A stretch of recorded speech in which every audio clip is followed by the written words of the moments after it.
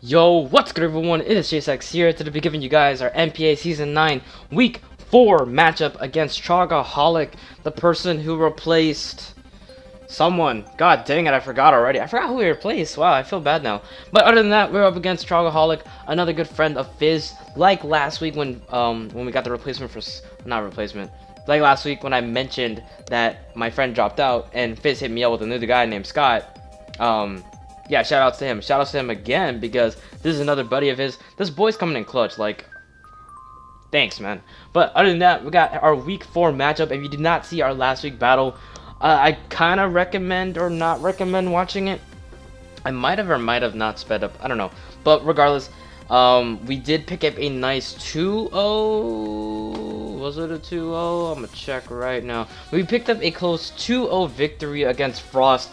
Really long match. I'm pretty sure it was sped up if you guys didn't, or if you guys saw it already, but it was sped up mainly because there was a lot of healing stalling on both of our sides. He had like recover Gastrodon with Toxic, and he had Wish protect Umbreon, whereas I had recover Celebi and Moonlight Necrozma, and not bringing Grass Stab on Celebi really killed me because I wasn't able to touch the Umbreon nor be able to kill the Gastrodon. But thankfully, our boy Panda Express making its return, making up for what it didn't do on the first week, picking up the dub, pressuring the Gastrodon and pressuring the Umbreon. So Pango really coming in clutch. Really happy I brought that set. But now we're up against Week 4, like I said, and we're gonna go up against, I don't know Trogaholic's score prior to Week 4, but I'm gonna guess, I want to say 1-3, not 1-3. What the heck, 1-2. I may be wrong, but other than that, let's look at his team. As you guys can see, he has the annoying fairy that's called Jirachi, that's called the Flinch Lord, that's called I'ma break my DS because this boy keeps flinching me. We got Jirachi, base 100 across the board, mainly known for flinching people out because that's what it likes to do. It could be bulky with Wish, could be bulky with rocks, could be Scarf with rocks, could be anything really. But yeah, I really hate that thing. He has Dragon, base 97 speed, I believe. Yo, that was bars though. Base 97 speed, I believe. Okay, whatever. So we got Hydreigon. This thing's really scary, dropping Dracos on people if it put in the right scenario. Very versatile. It does get stuff like U-turn. Could be physical as well, and it does get roost. Like a lot of stuff you can do with Hydreigon with that levitate ability. And speaking of levitating, we got a Flying Thunderous Incarnate. Very diverse prankster or defiant user. Could be set up with Nasty Plot. Could be Double Dance with Nasty Plot and Jody. Could be Life Orb with just coverage. Does get U-turn and Volt Switch. And this thing's just a really huge threat. And speaking of threats, we got Azumarill. This thing a belly drum, and it's gonna put in the work. I do have Celebi, so he may not bring. Belly Drum awkward. He may not bring Belly Drum because more than likely I'm gonna outspeed. And unless he brings Sap Sipper, I'm not going to be touching it with Celebi, but then again, he's not going to be doing much if he's Sap Sipper and not huge power if he's +6, in my opinion. But yeah, so I really don't anticipate that kind of set. Probably Bandit set, if anything, in my opinion. And then he also has the cool Fire, Monkey on Fire, the Rafiki, base 108 speed, very versatile. It could be Nasty Plot or SD, Mach Punch or Vacuum Wave, Fake Out or Faint or some crap like that. Does get rocks, does get U-turn, all that good stuff. And then he has Toxapex and Florges, which are very, very bulky Pokemon. Toxapex especially with that Regenerator and just being a little douchebag it is. So that's going to be annoying to kill. Also has Florges, give Wish Pass, Wish Protect, Aromatherapy, now gets access to Defog. Hits pretty hard with Moonblast as well.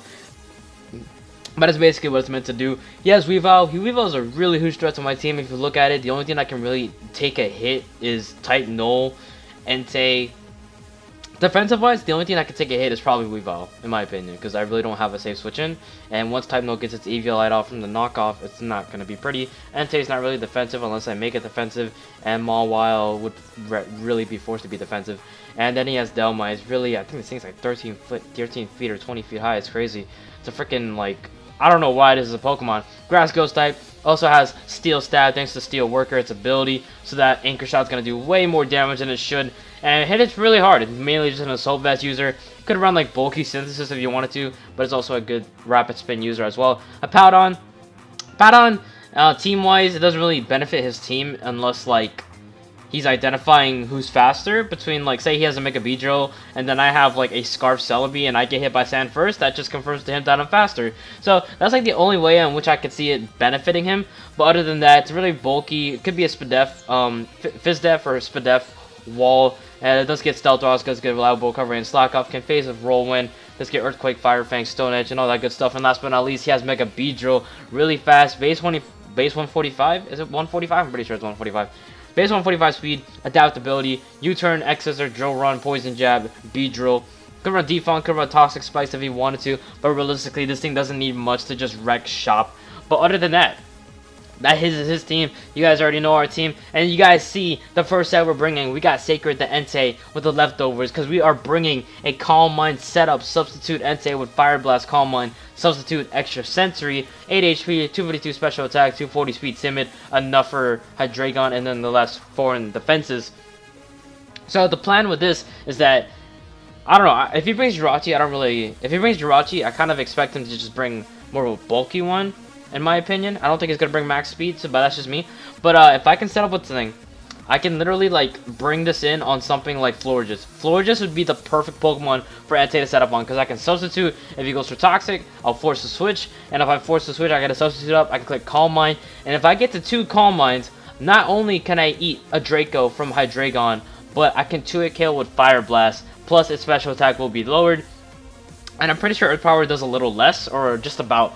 But other than that, if I get 2 Calm Minds up, I'm gonna wreck shop. Thunderous dies, Hydreigon gets 2 KO, Jirachi dies. Florges is eventually gonna die because it can't really touch me with Moonblast, especially if I increase my Spadef, and especially if I'm behind a substitute. Toxapex, if I have enough Calm Mind boost, I can get off an Extra Sensory, so that's good. I can Extra Sensory the Infernape. I can Extra Sensory the Azumarill. I would have to weaken that thing. I can threaten out the Beedrill. I can 2-hit kill the Hippowdon. I can kill the Dhelmise and kill the Weavile. So if I can get this Entei in the right scenario, this thing could possibly either sweep late game or just really make a huge hole in this team for the rest of my team to deal with.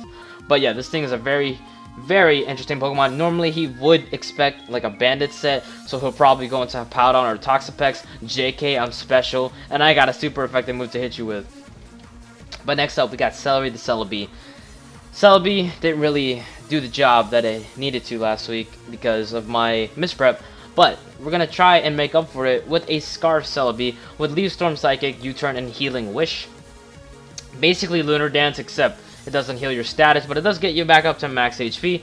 Leaf Storm is really good. Like, this thing, it could do really good work. I can possibly surprise the Beedrill and just kill it with the Psychic. I can threaten out the Hippowdon. I can U-turn on the Weavile, and he'll probably, I don't know, I can Psychic the Infernape. Realistically, what I'm trying to say is that once I weaken some certain stuff, like Weavile, Hydreigon, and Jirachi, I just click Psychic. Like, that's honestly all I need to do. Max Speed Timid, Max Special Attack for Max Speed Jirachi, because why not?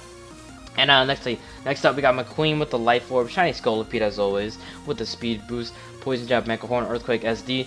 Almost max speed, enough for Thunderous Incarnate, which goes at max, which caps out at 111. And we got max attack. If I get an SD up, I wreck shop. Like, I do massive damage to his team. Like, I Earthquake the Jirachi, I Mega Horn the Hydreigon, I Poison Jab the Thunderous, I Poison Jab the Florges, I Poison Jab the Azumarill, I Earthquake the Infernape and the Toxapex, Earthquake the Beedrill. Hippowdon would have to be weakened. I can Dhelmise, I have to weaken, then Weavile just dies. So if I can get this thing in the right scenario, like I said, same thing with Entei, break some holes for possibly Celebi to clean up. Because Scolipede takes care of Weavile and Hydreigon and Jirachi if I set up. So if I can get rid of those, Celebi can just come in, click Psychic, and hopefully win the game. So that would be nice. And like with Entei, Florges is complete setup fodder for Scolipede unless it has Psychic. So that's the only main thing. Psychic or HP Fire. But let's see. Fourth up, we got Amy Yuka. Like I said with the Weavile, it's a very huge threat, so I gotta bring a defensive set. We got the Rocky Helmet, Intimidate. We're eating up hits for days. We got Stealth Rock, Iron Head, Play Rough, Sucker Punch.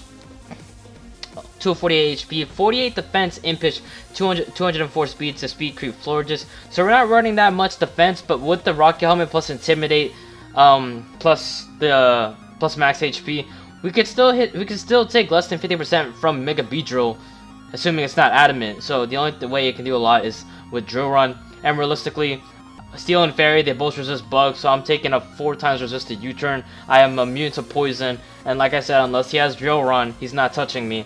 Weavile, I can also take hits from. So Amy Yuka is going to be a very key part of this plan.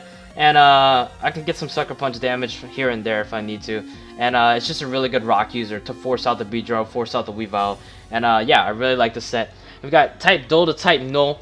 Really interesting Spadef set with the Eviolite, Return Toxic, Taunt U-turn, 240 HP, 4 in attack, 4 in defense, 120 in speed def. Careful with 132 speed. I want to say this is the speed creeps uninvested Florges.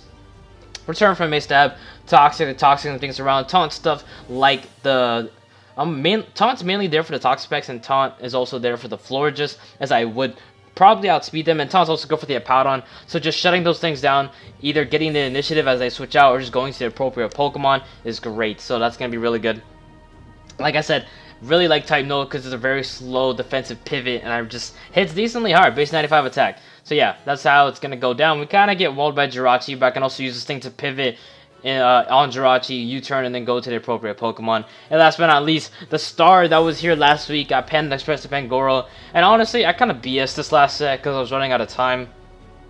So I was like, you know what, I'll just bring a Darkinium Z Parting Shot set. So I have 2 Healing Wish users, basically. Darkinium with Parting Shot. It could be a good pivot with Parting Shot as well. Could allow me to safely switch in on certain stuff. Gunk Shot for Florges and the Azumarill, Knockoff for Main Stab and SD, just to break some holes, honestly. Because I don't really expect this thing to live long. I'll probably just SD, hit Knockoff, or just Z Parting Shot before I die and go into something else, save it for a sack. So that's mainly the plan. But yeah, hopefully we can win this battle. We're 3-0, and hopefully we go undefeated. I hope we go undefeated. That'd be simply amazing. But other than that, I'll see you guys in the battle, so give me a sec. Alright guys, we're back with the match, and as guys can see, Trogaholic, coach of the Vancouver Tapu Konucks. I don't even think I said his team name at the beginning of this video. But he has brought the Thunderous Incarnate, the Hippo, Hydreigon, Toxapex, Infernape, and Beedrill. And unfortunately, he doesn't bring Florges. And I guess I can see why. I mean, a lot of my team just kind of just shits on it. But he doesn't bring Weavile either, so it's good that he didn't bring both of his dark types, because that leaves more room for Celebi to possibly sweep. If you watch the team builder, you know that we are scarfed. Look at Psychic and look at his team. Once Hydreigon's gone, I just spam Psychic. Like Infernape, Toxapex, and Beedrill all die to Psychic. Thundurus gets 2 KO'd, and Apoudon doesn't want to take a Leaf Storm. So if we play this right, get rid of the Hydreigon early, then we will have a pretty good chance of simply sweeping his team.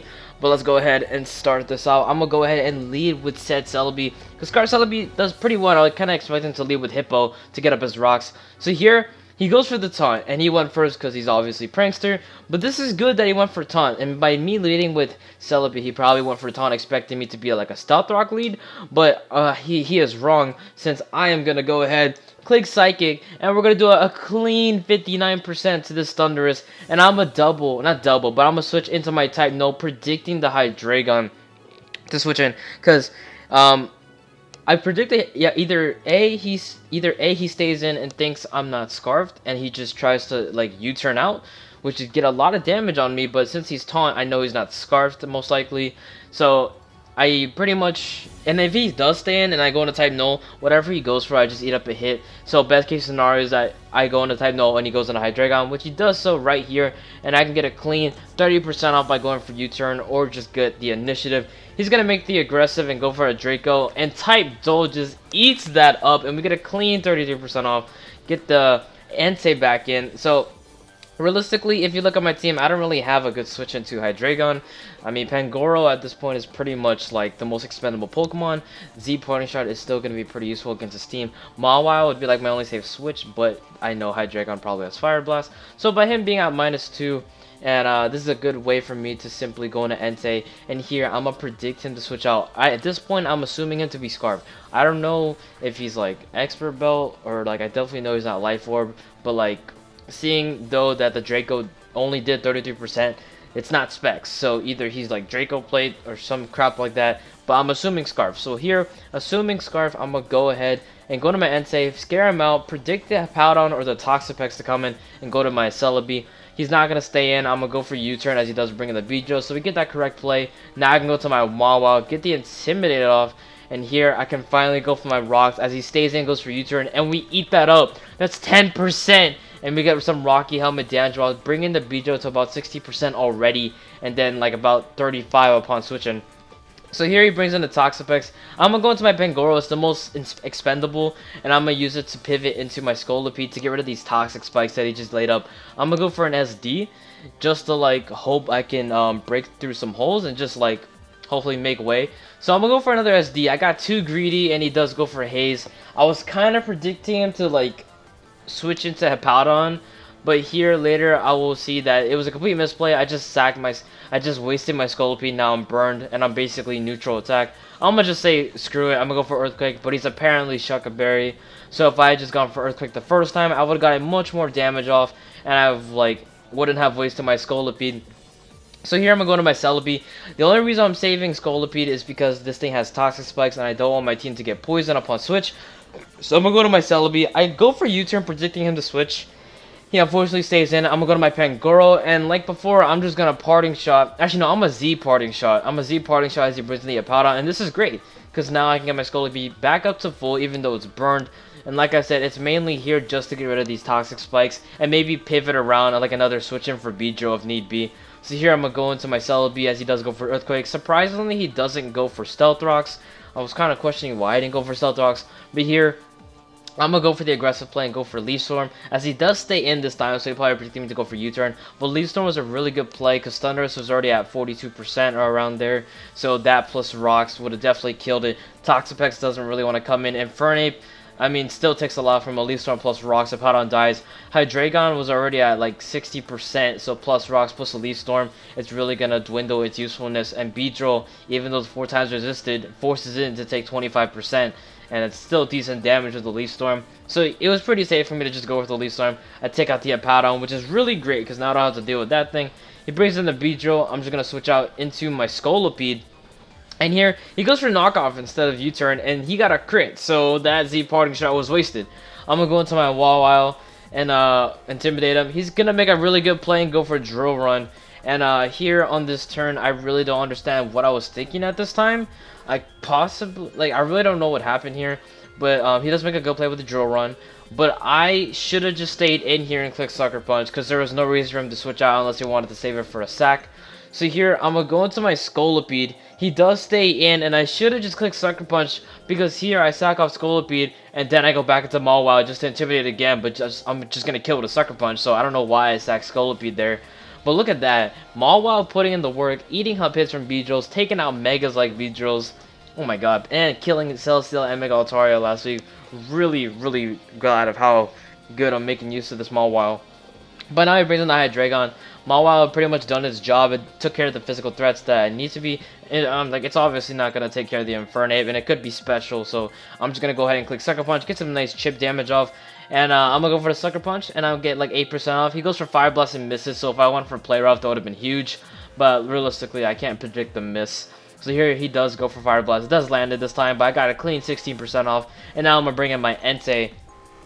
And because he switched out, I'm assuming he's choice. I'm going to go for my Calm Mind. Get my free Calm Mind up. And I'm going to go for Extra Sensory, which is 51%.